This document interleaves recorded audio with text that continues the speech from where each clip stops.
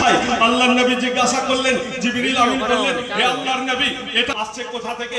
জিবরিল আমিন বললেন যে আল্লাহর নবী আমি সেটা বলতে পারছি না, আপনি আল্লাহকে জিজ্ঞাসা করুন না, আপনি আল্লাহকে জিজ্ঞাসা করুন, আল্লাহ বলে দিবেন। আল্লাহ পাক রব্বুল ইজ্জত বললেন, হে আমার নবী চোখ বন্ধ করো। চোখ বন্ধ হয়ে গেল, আর চোখ বন্ধ করে দেখছেন যে একটা মোটির সুবহানাল্লাহ একটা মুখ দেখা যাচ্ছে, একটা সাদা মুখ দেখা যাচ্ছে।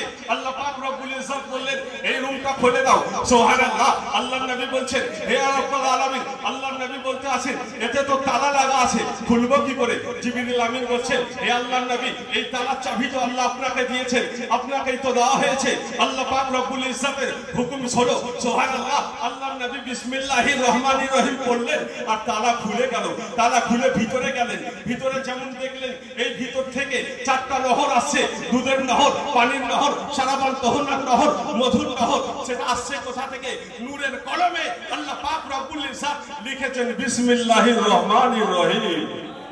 এই বিসমিল্লাহির রহমানির রহিম থেকে চারখানা নহর বের হয়েছে, আর এই চারখানা নহর হযরত কাউসারে জড়িত হয়েছে। আল্লাহর নবী বললেন, সারা জগতের মধ্যে যে বিসমিল্লাহির রহমানির রহিম যারা যারা বিসমিল্লাহির রহমানির রহিম তেলাওয়াত করবে, যারা যারা পাঠ করবে, তাদেরকে হযরত কাউসারের পানি যাতে চারখানা নহর জড়িত আছে, সেই চারখানা নহরেরই পানি তাদের পান করা হবে। তাই বিসমিল্লাহ পড়তে হবে।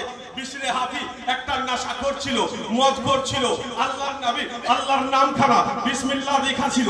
আল্লাহর নামটা উঠিয়ে চুম্বন দিয়ে পকেটে 2 টাকা ছিল, বের করে আতর কিনে নিয়ে মাখিয়ে দিল। সুবহানাল্লাহ।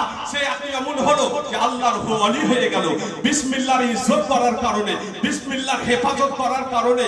যাই হোক, তাই আমাদের উদ্যোগ নিতে হবে যে যেই কাজই হোক, উঠতে হলেও বিসমিল্লাহ, বসতে হলেও বিসমিল্লাহ, খেতে হলেও বিসমিল্লাহ, চলতে হলেও বিসমিল্লাহ।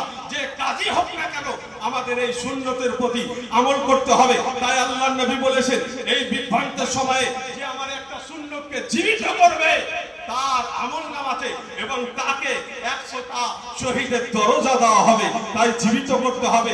সময় সংকীর্ণ বলে আমি এখান থেকেই বক্তব্যের সমাপ্তি ঘটালাম। বলা ও শোনার মাধ্যমে যদি হয়ে থাকে ভুল ত্রুটি আমি ক্ষমা প্রার্থী।